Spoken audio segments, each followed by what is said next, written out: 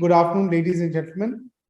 On behalf of Merchants Chamber of Commerce and Industry, I welcome you all to today's MCCI Leadership Series, Ideas for India at 100, that we have launched last month.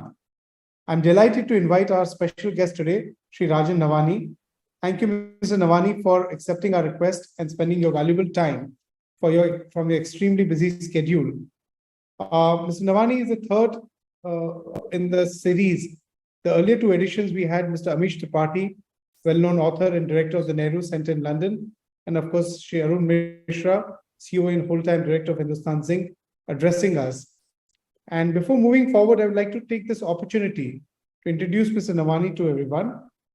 He is the Vice Chairman and Managing Director of the Jetline Group of Companies and founder and CEO of Jet Synthesis Private Limited.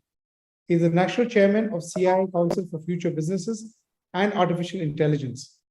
He is the Chairman of India at 75 and has been the National President of the Indian Digital Gaming Society since the institution of the body in 2018. He is the trustee of the Aspen Ananta India, value-based leadership and member of the board for India Diaspora, Code for India and ISEC. Mr. Rajan is a global board member of the US India Business Council and a member of the Purdue India Executive Council. He's also a BMW Herbert Quadrant Foundation's Young World Leader. He is a member of the Singapore India and Israel India Track 2 Strategic Dialogues as well. He is a Government of India nominated CEO of the India Japan Business Leaders Forum and a member of the India Sweden Business Leaders Forum as well. Mr. Navani was also the national president of the CIIYI some years back. He holds a master's degree in electrical engineering from Purdue University, West Lafayette, USA, under a NASA grant majoring in digital satellite imaging and remote sensing. He is a gold medalist from the University of Pune in the Bachelor's of Electronics and Telecommunications. He worked with NASA's Goddard Space Flight Center, Maryland, USA, before joining the family business. As India celebrates 75 years of independence and we reflect on the achievements made so far, we need to envision our journey for the next 25 years and work out a detailed plan and program for the future. We need to chart out a path to achieve global leadership position. And for that, there is an urgent need for deliberations to figure out right policies and right levers for inclusive and sustainable growth, with benefits accruing to one and all. Against this backdrop, to discuss and deliberate on the way forward, MCCI has launched this flagship initiative, Ideas for India at 100, a leadership series with leaders from different walks of life to share the vision and perspectives of India at 100 and help formulate a roadmap for the future. The leadership series is meant to reflect and deliberate on topics like harnessing innovation, manufacturing for the future, sustainable development, opportunities in action, empowering MSMEs for growth, nurturing startups, and shaping next-gen businesses.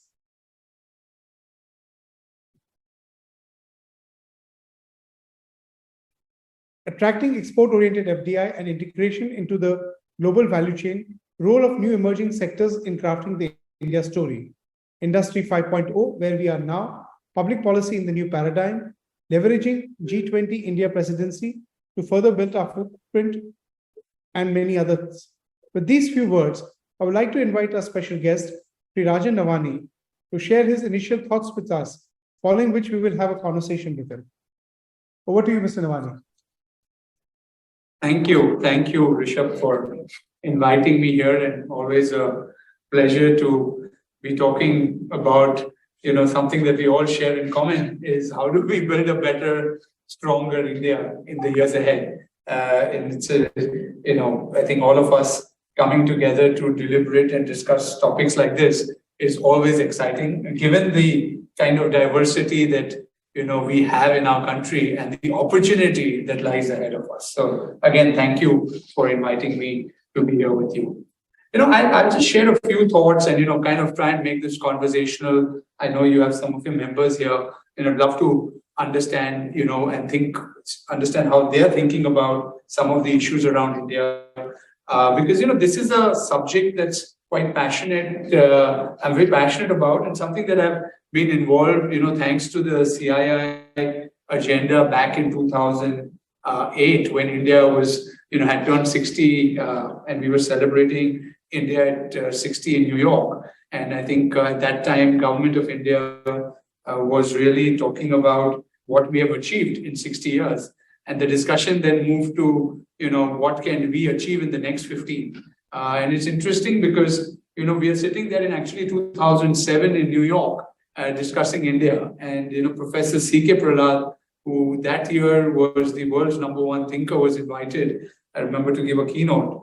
And he said, why are we talking about what we have achieved? Yes, we all know that. Can we not really look into what the next 15 years would be? 92 to 2007, a lot of economic liberalization, we've achieved a lot.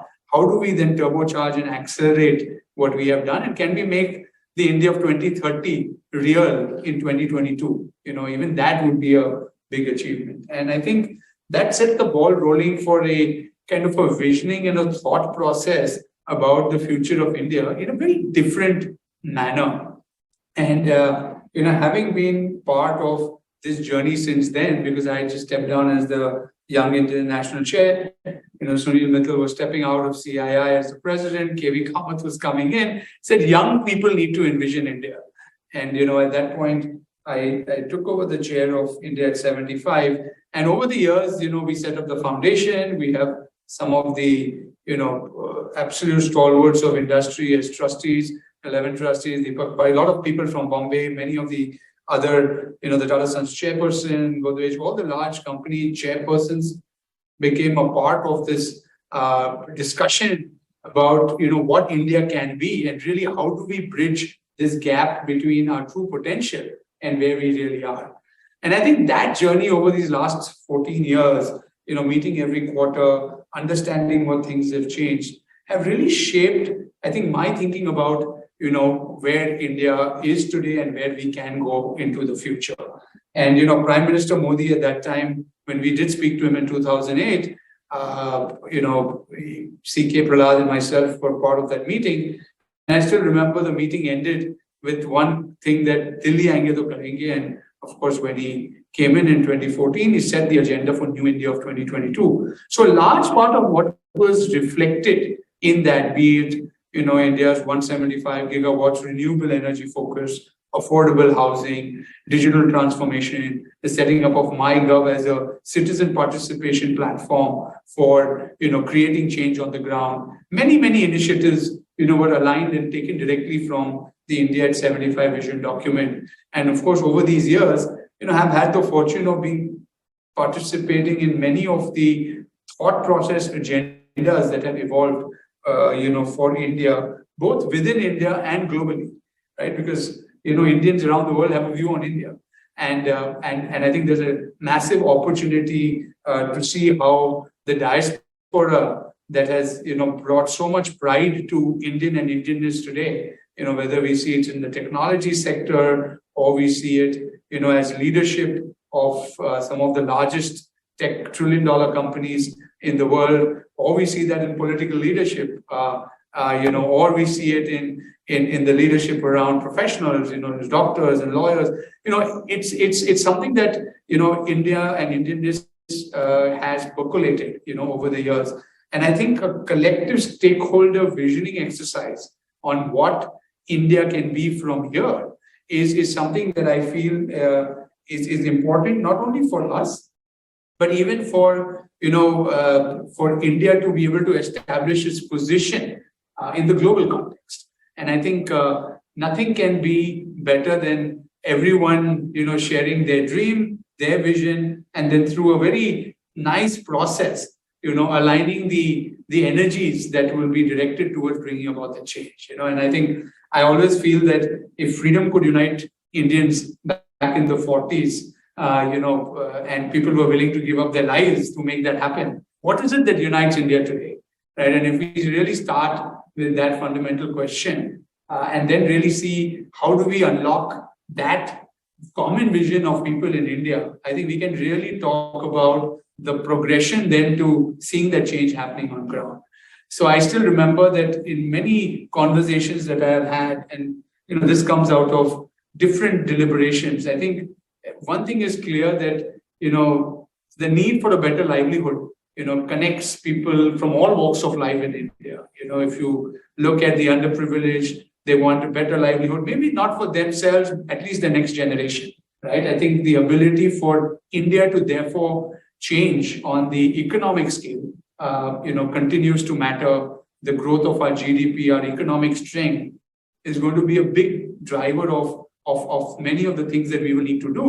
It's even the largest corporations becoming even larger, right? I mean, even given the size of India, we do not have very, very large corporations. Even the top 100 will have about 5 corporations from India. But given that we are going to emerge as the third largest GDP country in the world, we definitely have to have much larger companies, being built out of India. New age companies being built out. We've heard the unicorn stories. We've seen the entrepreneurship journeys. That is helping to shape a large part of the future. But if we really were to take this holistically, we'll find there is an economic movement or a mobility that has to happen significantly, that will also change per capita earnings, and really see what does that number need to be for India to really be able to bring large numbers of people out of poverty. We've already seen big change, but really how do we take it further? I think the second big idea that I think can drive this economic change or economic strength that we are talking of is technology. I think technology is shaping the world today like never before, and I think it will continue to shape the lives of people, as well as the efficiencies that can be brought about in making change and bettering the lives of people. And at that cusp, I think of technology and economic strength, I think India will also emerge in the third pillar of a far better degree of governance, moral leadership, having economic strength, technological capability. But if we do not have the right voice on the global stage, I don't think India would really be able to unlock its true power. And really, transparency through technology, strong economic strength, and a democratic system which we have in our country definitely positions ourselves, for being a great global leader over the next 25 years. I think the last point, I will share, Rishabh, and of course we can then get into a conversation, is that the way I see this journey from an India perspective is really one of an entrepreneurial journey, right?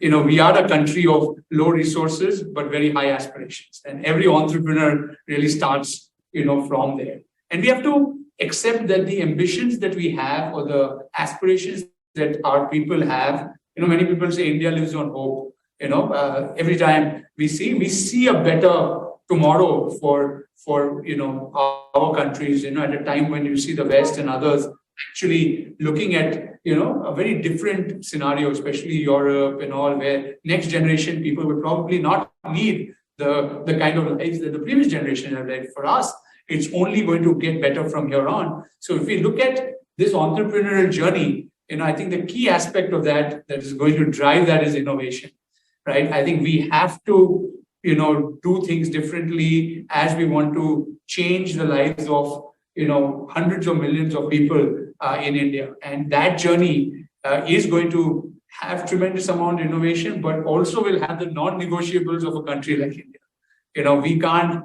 have just pockets of excellence. We need scale, right? I think the kind of scale that we need in a country like India, is extremely different from any other country that one would have to deal with, especially if we want to see change. Whether if we look at the social equity, the inclusivity, I think you talked about that as well. We cannot be the India without no Indian being left behind, right? So how do we really look at social equity as a key driver, or inclusivity as a driver of the change that we would like to bring about? And I know our innovation needs to take all of those non-negotiables into account. If we look at affordability, right, the price performance ratio only will have to go in one direction, right? Everybody will have to have lower pricing for better performance of products. That kind of innovation will propel India to the next level. The law of the land, how do we really ensure that the laws are adhered to? How are we able to build credibility at a global level? How do we bring sustainability, which is again a huge cause for the future? How do we really look at that? So innovation within these, I think, non-negotiables through an entrepreneurial journey I think is what will propel India, from where we are to where we want to be. And I don't think, in the history of the world, right, has a country of over 1.4 billion people, democratically elected country, transformed itself from an underdeveloped or a developing nation to a developed country. And we would be the first country in the world to have made this massive transformation. And that's my vision. That's what I see India at 100, being. Of course, we are all a land of ideas, and we will see so many of these ideas emerge and taken forward. But the larger context within which we would have to see some of these ideas come through is what I have tried to share with you. But happy to go into a discussion and see what else you would like to discuss today. Thank you, Rajan. That was really insightful, and it's interesting that you spoke about so many things. And what really struck me about the last point that you spoke about, which was innovation, because I think that is one area where India can today achieve global leadership. We have the brain power to be able to create something out of nothing. So I think, but it's not just about innovation. I mean, today agility, adaptability, as well as innovation. These are the three terms which are perceived to be very critical, and it's no longer big versus small, but it is now fast versus slow. So given that scenario where it's not only about innovation, but about rapidly adapting and transforming, how fast do you think we as a nation, we as an economy, we as people are going to be able to do that to address the emerging possibilities that are there globally? A case in point is that everyone thought with COVID and the fact that people are trying to diversify their supply lines, for example, that was perceived and is still being perceived as a huge, huge opportunity for India. And of course, India has done decently to that in some areas, but also it is also a story of some opportunities missed, perhaps. What are your views on that? No, absolutely. I think, they say the mantra is faster, better, cheaper. And faster, it's always a question what comes, before the other, because any one factor that you take, you're compromising on the other two. And if you look at the way innovation is happening around the world today, right, I think it's a combination of these three things playing out, at a rapid pace. Sometimes you might get a better product, you might be able to make it cheaper, but if you're too late to the market, you've missed out on that, right? And I think it's about, looking at where you are and really seeing what are the priorities, being able to understand, what is it that will need patience, what is it that needs, an immediate opportunity for being made available, to countries and to citizens at a lower cost, right? And really, what is that level of quality of life or performance, that one needs to be able to achieve, right? So if you're talking at a country level, Japan, for example, right, and I'm just quoting this example because it's very interesting, has kind of moved beyond Industry 4.0 and everything, and they're talking about Society 5.0, right? Society 5.0 has technology as a core component of the way society will be governed. And, what will that mean in terms of, people? What will it mean in terms of quality of life? What will it mean, when we talk of artificial intelligence being all over the place, where are the ethics coming into that, right? Because today we can condition a human mind very differently from what one could ever do before, just by exposing them to some kind of material, through social media and others, in a way where you can actually move society in a particular direction at scale. And we've seen examples, of that happening. In light of such challenges, right? How do we really say that something that is moving faster is better, right? So, if one keeps, putting this lens, because you raised this pretty interesting, these words, and these are all very simple words. I don't think these words have changed over decades, but it is the relevance of it today, I think, which is, becoming a big issue. And, we've been in some of these new age businesses, and really transformed even our group, over the last, decade and a half. And we understand that the underlying mechanisms of building businesses, creating value, catering to consumers has changed so drastically, right? If we want to be effective and we want to be future looking, right? If this conversation today is really about India at 100, it is about the future, it's very important that what are the things we need to do today to make sure that we are future ready. So I think any organization that is not looking, from that lens, am I future ready? Am I resilient, 2 years and 5 years from today? If each individual, if each country, if each business within that country starts looking at it that way, and then really takes that to society, I think, it's very important. And there's always going to be a compromise, right? Today we talk of, growth and sustainability, as being at two loggerheads, right? But growth with sustainability, using new sustainable technologies is probably being future ready. Just to give you one example, right?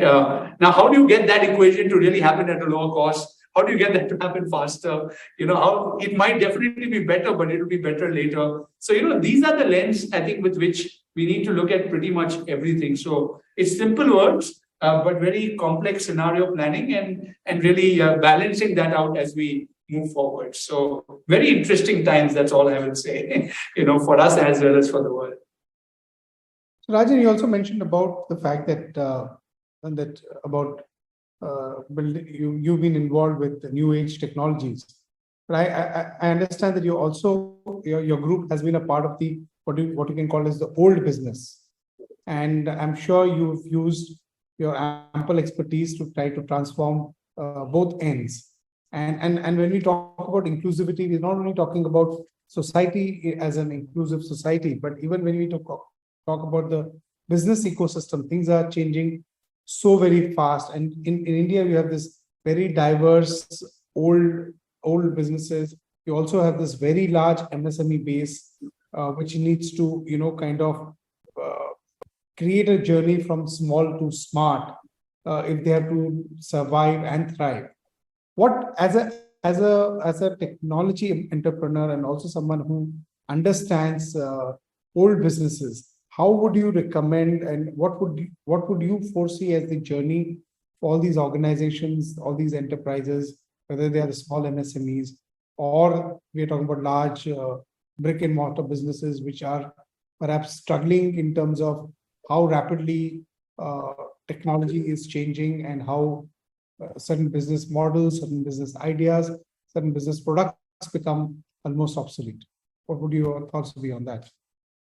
Yeah, I think this is something that I think everybody thinks of, but really doesn't know what's the right thing to do, right? So, maybe in my case, I can share my example and maybe that will give some ideas, to others, right? So I come from a third generation business family. My grandfather was the entrepreneur who left the shores of Hyderabad, still Pakistan, in the late 30s, went to Thailand, survived a world war, entrepreneurially brought textiles from Europe into Thailand, created a position of leadership for himself, was somebody who, saw value in premium products and really then, because of that, connected with the right people in society. And when Thailand decided that they wanted to go into manufacturing, my grandfather said that we should bring Indian companies there. And we were the partners with the Aditya Birla Group in all their initial ventures, when they came in the late 60s, early 70s, into Thai Synthetic, Thai Rayon with Thai partners.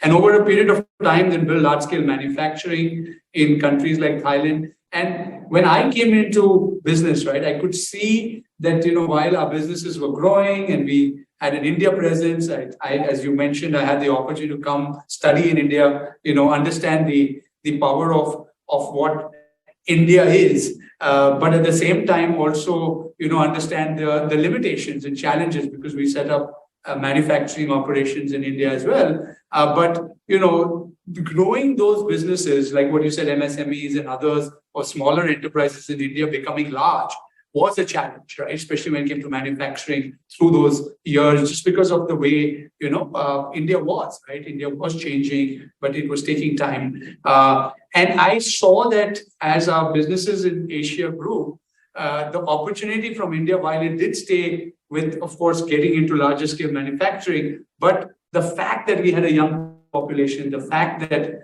1 in 10 people in the world is an Indian under the age of 25.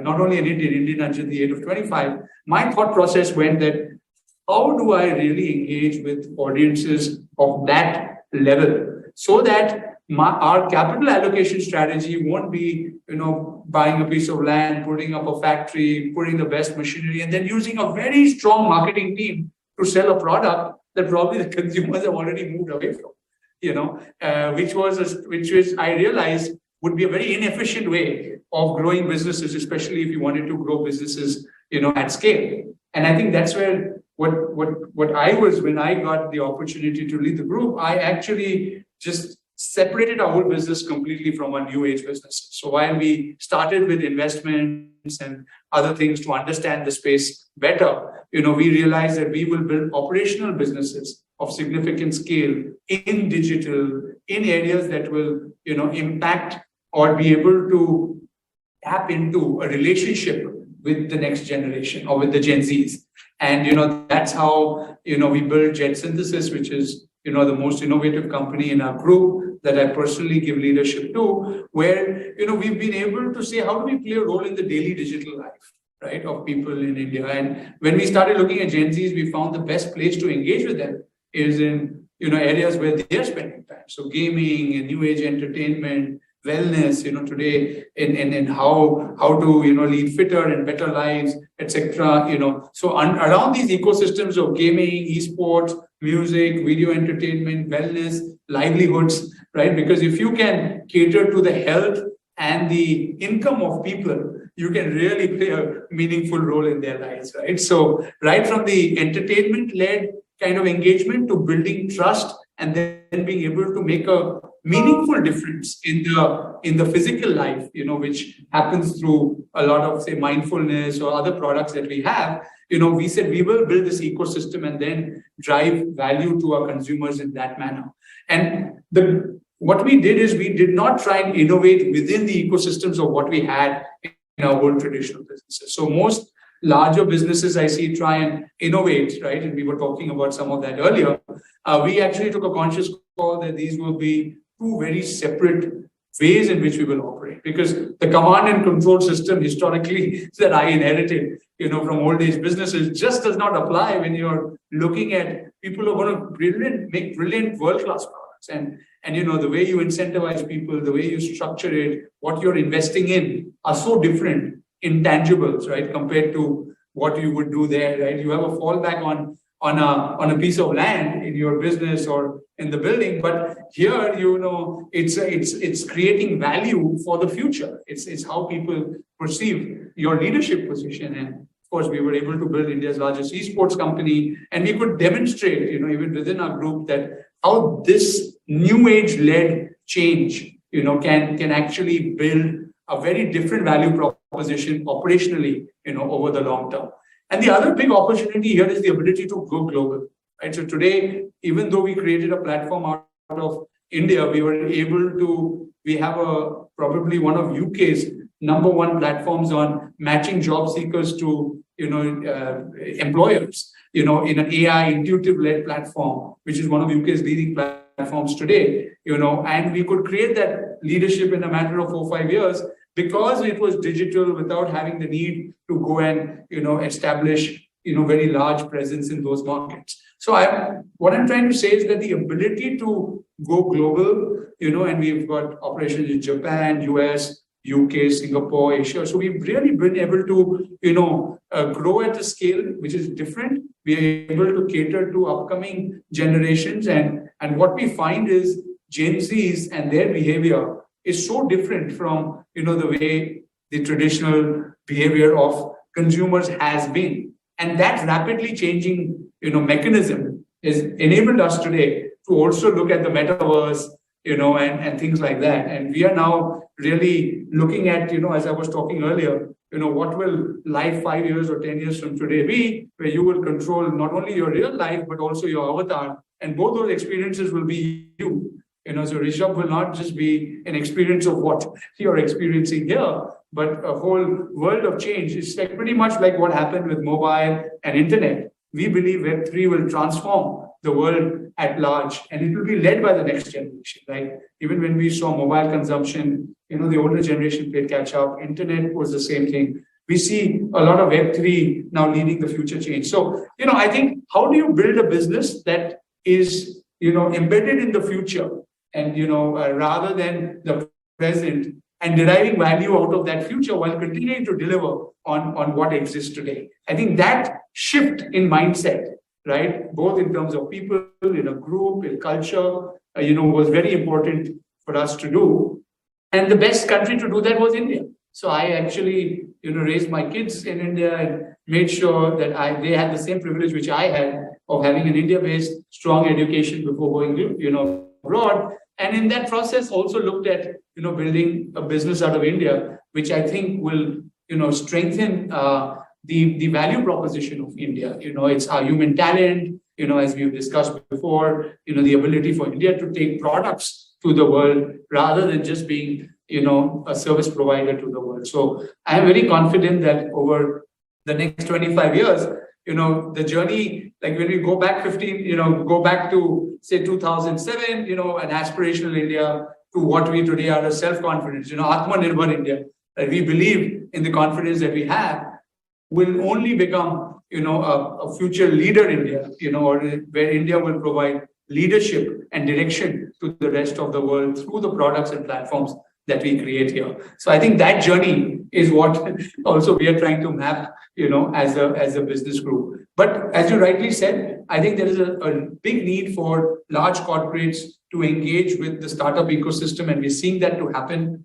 at a lot more scale, acquiring the large startups, changing their culture as they move forward, for MSMEs to be able to ensure that the investments in technology, R&D, etc., are there to keep them relevant for the future. India is a country where we don't invest enough, in R&D. I think this is always a discussion. We are very concerned sometimes about what it is today. But I think taking that future vision across the board, through industry, I think is such a critical aspect, for us to be able to create, stronger businesses, as we move forward. So I think all of that put together is really the way I see, a lot of the transformation happening. And we see a lot of that happening at scale already around the world. And it will be a survival of the fittest, but the basis of that survival will have very different ingredients. As I said, digital, sustainable technologies, emerging technology adoptions. Today we're seeing blockchain, we're seeing, AR, VR, we are seeing new materials that have come in, that are shaping and changing the world. It's crazy, right? I was just in the Valley, and there is a quantum startup which is talking of 1.5 billion times faster computing speed already happening in 3 to 4 years. Now, just imagine if the world is moving at a pace where the computers are going to operate 1 billion times faster. It's kind of replicating your brain. I think I truly believe the best processor in the world is the human brain, right? It takes no wattage. It just takes little food, which we eat, but produces outcomes that transform the world. That kind of mapping today in the world happening through machines will just change the level at which the world can operate and change. So how are we as businesses, as societies getting ready for that is something that I think we got to continue to think about. So it's a very disruptive time, and we have taken that path, as I said through my example. But many companies today, I think, need to start thinking about their future differently, about where they stand on the scale of adoption of new technologies, and I think ultimately really preparing themselves, for the future in a manner that will make them resilient. I think is something that they should think about.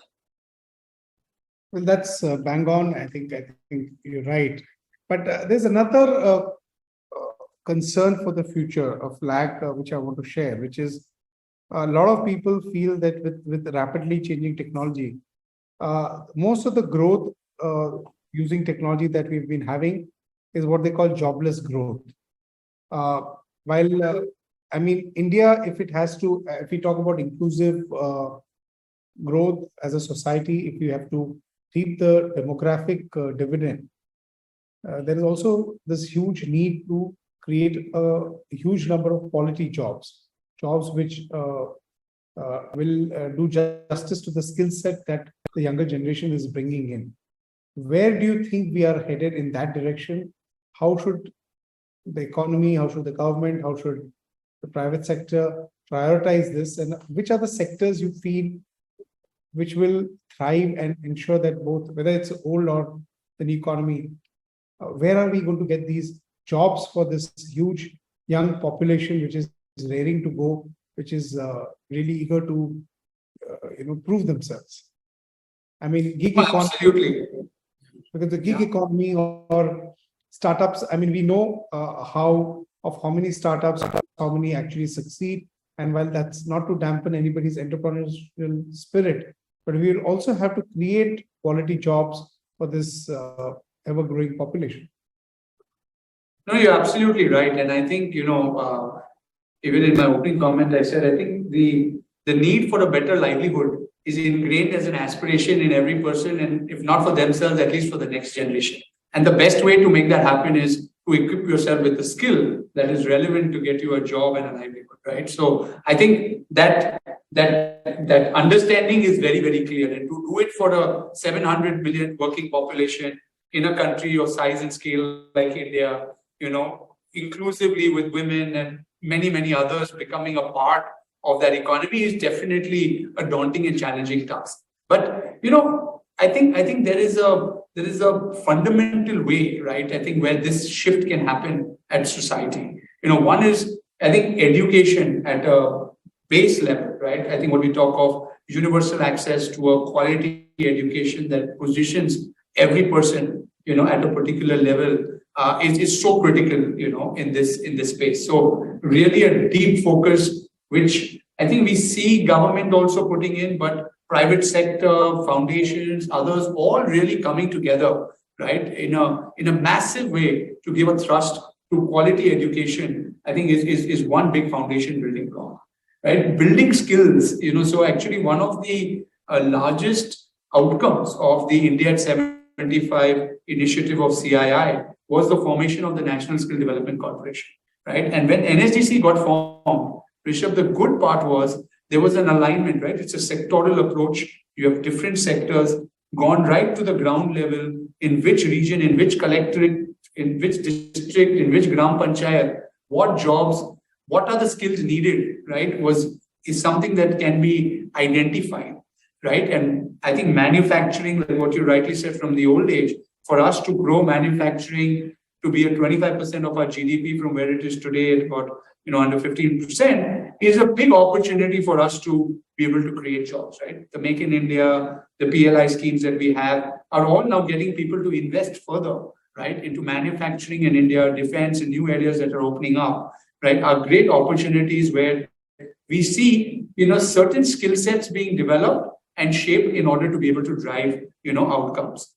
I think one of India's biggest strengths to the world has been our services sector, right? And while whatever we might say, we are the knowledge providers to the world, right? Whether it's our engineering talent, whether it is, the way we look at so many aspects, right? Today you see art outsourcing, so much of the basic level outsourcing, the BPO level to the highest visual effects in Hollywood movies, are done by Indians, right? The multiple $1 trillion companies, or maybe out of the 5 or 6 trillion, or 5 are, tech companies. And we know, what has gone into the sweat and blood into all of them. Today, even Indians are leadership role there, right? So we are definitely great value creators, as our capacity as human beings become built. So investing further in both capacity building, and aligning skills towards relevant, kind of skill sets. There's a lot of learning from Germany that has come abroad, and that has happened,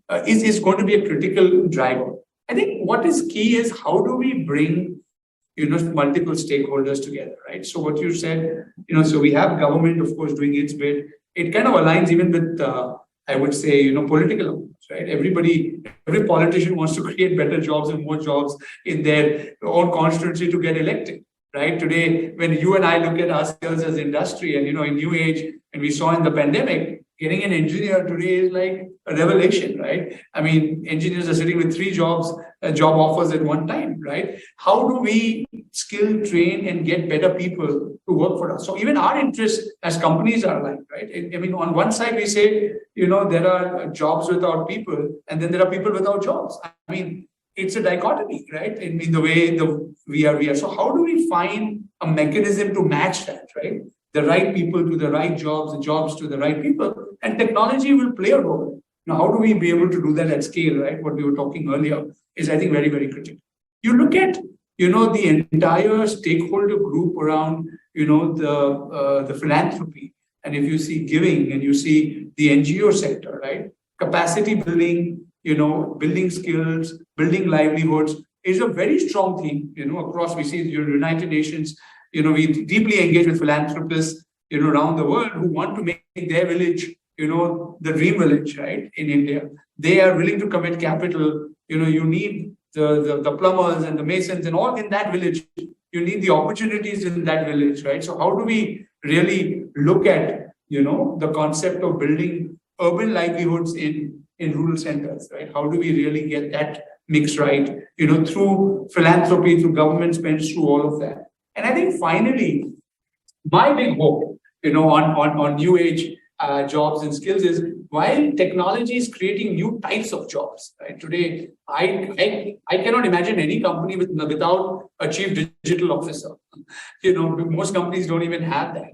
But I would encourage any company of also medium to large scale to technically empower a CXO position to be able to lead the digital transformation journey. As a matter of fact, I think the best role for a CEO today is to be that, right? I mean, but if we take that kind of change that is going to be required, new types of capabilities and skills that are going to be needed, I think startups can create huge capacity there. I mean, I think capacity building around the world is $1 trillion opportunity. And I still remember through NSDC, we used to run this power to empower competition. Basically, entrepreneurs who are, in the livelihood sector, who are enabling people to get better livelihoods, learn new skills, get new jobs. And you'll be surprised, Rishabh, at the depth of technology and adoption and how these things were being used, right? Marketplaces to make that happen, specific skill sets, high level content, experiential processes to bring about that, tons of new ways to do that.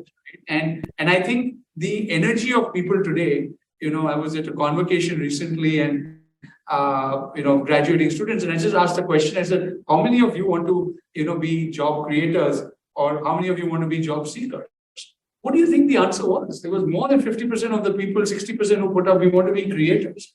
So we had the energy of one person being able to create multiple jobs in the youth. They're sitting in that audience, right? What you rightly said, they will fail, right? But one person will get 5 people. Those 5 people will learn. The next job, they will get something better. There are going to be, ups and downs. But when you're young, that's how, you fall, you rail, you come back again, you don't give up. Building that spirit, which I think countries like the US, and avoiding that, earlier day of getting one secure job and, living your whole life around, whether it was a government job or a large corporate. We always say, career for a lifetime versus today, a lifetime of careers. You talked of a gig economy, a person doing something by day, something by night. How do we really shape the country to have that skill set? Actually requires tremendous amount of, I think, conversation. It requires collaboration, for multiple stakeholders to make that happen. I think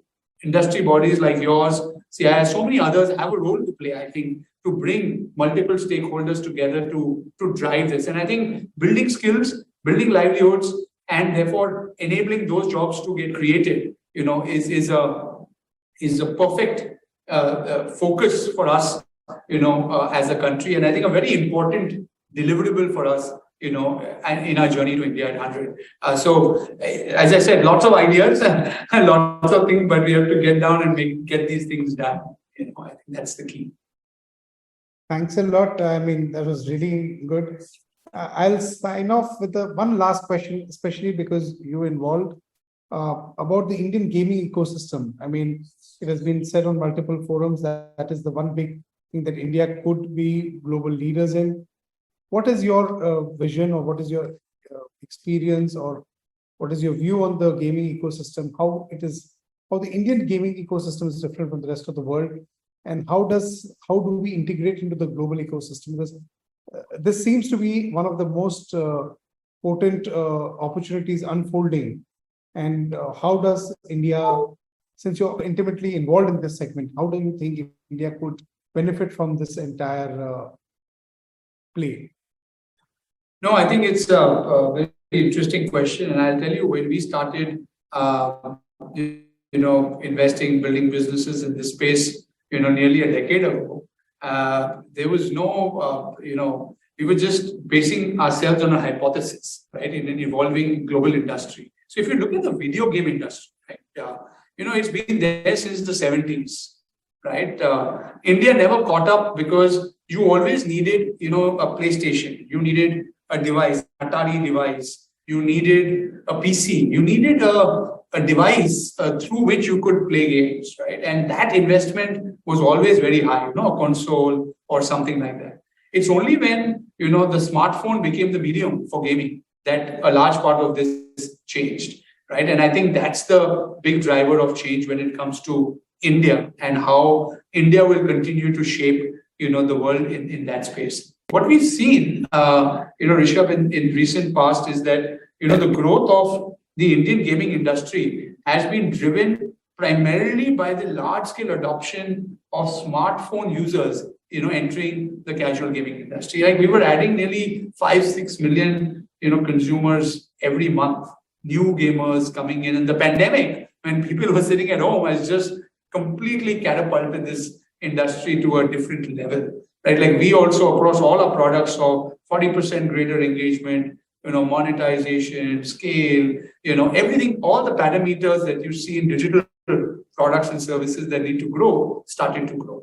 But Indian gaming industry really will be different, according to me, is how we play a role in the global industry, right from being a casual gamer to a professional gamer. Right? A casual gamer experience is we see around the world, and we will have 100 million funnel, hundreds of million, right? Today, I think it's 350 million funnel. But mid-core gamers, these are gamers who spend significant amount of time, and we have a cricket game, for example, which is the world's #1 cricket game. And we have about 65% global market share across simulated cricket through that. And of course, one game is Sachin Tendulkar, where you play as Sachin in 100 of his best innings. So this is simulated cricket. It's really skill-based completely. You go in, the same delivery, you can hit 15 different shots. Which is the one you pick? Why would you pick that? What outcome that has? How does the fielding happen? Everything, right? In a gamified manner, right? And this drives engagement, but it's a mid-core experience, right? Where we are seeing people are spending anywhere between 70 to 80 minutes a day. And these are, millions of people every day, trying to build their expertise and capability to someone who's becoming a professional gamer. Today, we have professional gamers who, you'll be surprised, make money from endorsements as influencers, as people of the ecosystem. And, we have esports tournaments that probably replicate anything best in the world. And now the world has come to a point where Asian Games and Olympics are now identifying electronic games where you can win a medal for your country. Right. So, you really can win an Olympic medal, not necessarily, in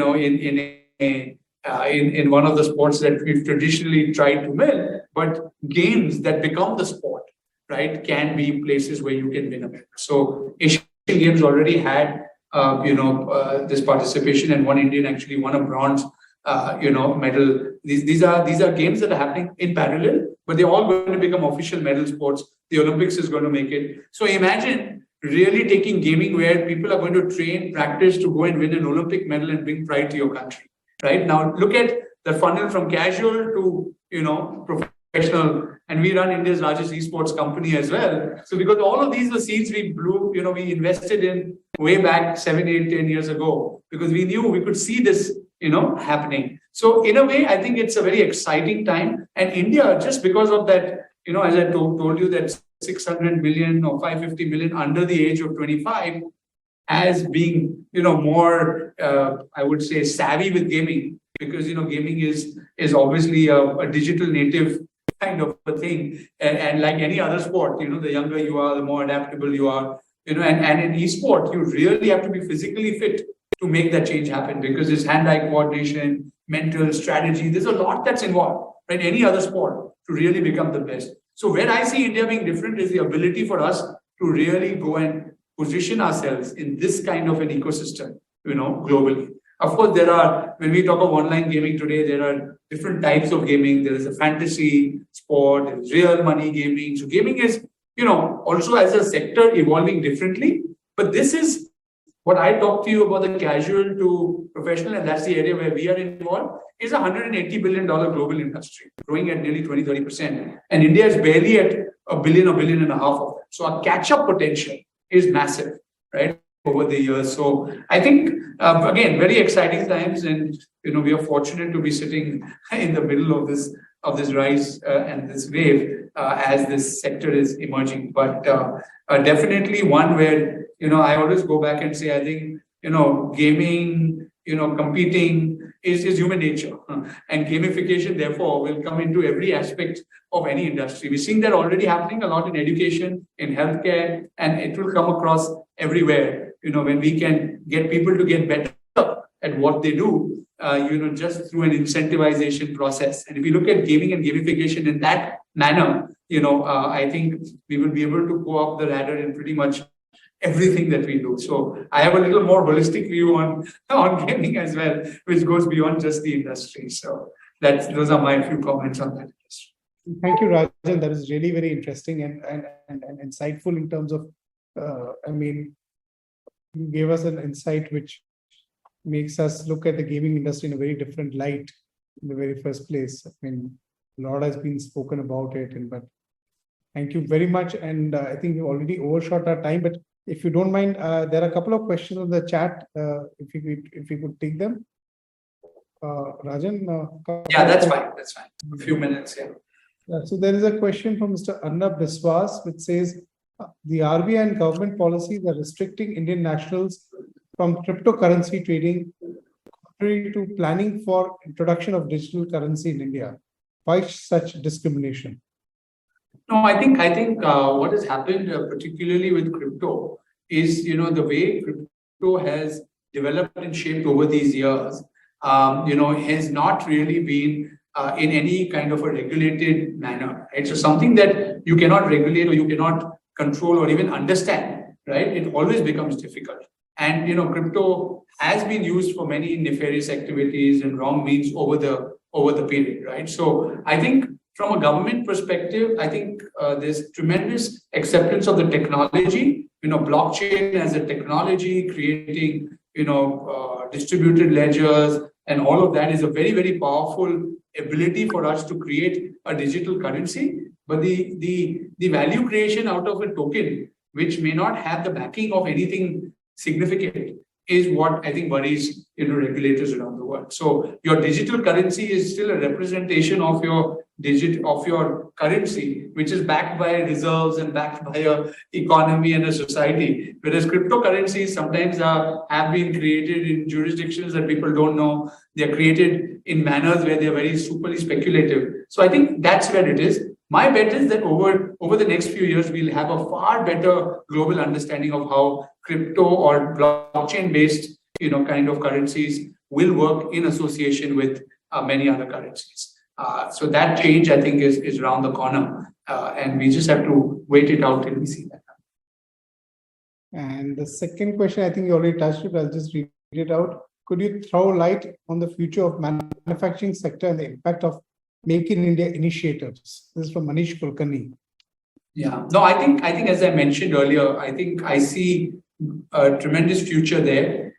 I think the ability now, especially with the PLI scheme of the government, has already brought in large number of investments. I think if there's an ability to make Indian products and Indian manufacturing globally competitive through whatever means, I think there is an ability for us to really go out there and capture the marketplace. So again, as I said, manufacturing will need to create more jobs. We have to go deeper areas like defense, agriculture, led, transformation for supply chains and others are also going to, drive tremendous amount of opportunities in different sectors for India.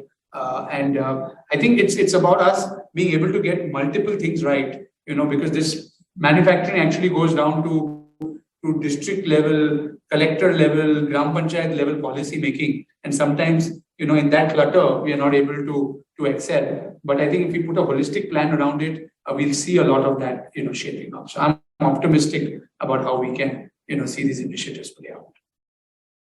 Great, Rajan. So thank you very much. This was really great.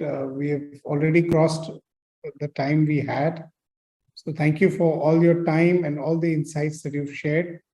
And I mean, it's interesting because you've been part of India 75 and you're helping us with ideas at India at 100. So I think that progression has been very interesting. So thanks a lot for sparing your time this afternoon and sharing all these thoughts with us. You would like to add something, Shaugat? No. My personal thanks to Rajan. Rajan, it was wonderful. And I've already started getting feedback. So it was wonderful, just wonderful. Thank you so much, Rajan. No, thank you. Thank you for having me here and happy to be here. And we hope that we will be able to do something similar or even more exciting in person whenever you are in this side of the country. And sure. Forward to hosting you for some personal interaction in person, please. Look forward to that. Likewise. Thank you so much. Thank you. Thank you, everyone.